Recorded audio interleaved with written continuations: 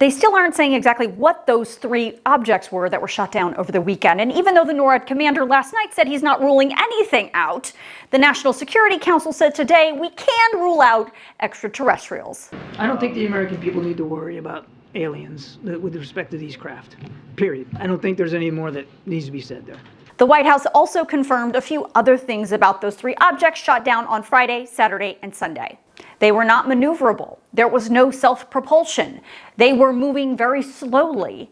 They did not appear to be collecting surveillance on the United States, nor were they transmitting any signals. So there are really 2 questions here. One, what's happening? Are we being invaded by these things? One of the reasons that we think we're seeing more is because we're looking for more. They have modified the filters and the gains, as we call it, of the radar capabilities to look more discreetly at high altitude, small radar cross section, and low speed objects.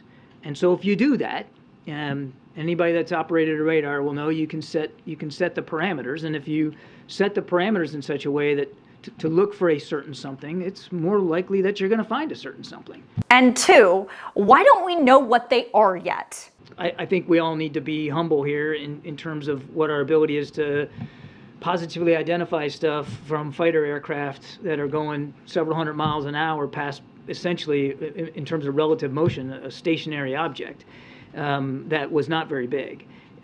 So we don't know what this exactly looked like, and again, we're still not sure exactly what the purpose of it was or who owned it, but we hope to be able to find out more once we can recover the debris from that one and from the other 2 as well. The answers, according to the NSC, will come from the debris. The problem is that debris is really hard to get to because all of those objects fell in 3 really different remote parts of the world. The one shot down on Friday is in a remote area in Alaska that fell in the water, which currently right now is frozen over. The one on Saturday is being recovered in a remote area of the Yukon in Canada. And the one from Sunday fell in the Canadian side of Lake Huron. The objects shot down on Friday and Saturday were flying at 40,000 feet, and the one shot down on Sunday was flying at 20,000 feet, which threatens air traffic, and that's why, according to the White House, they all had to be shot down.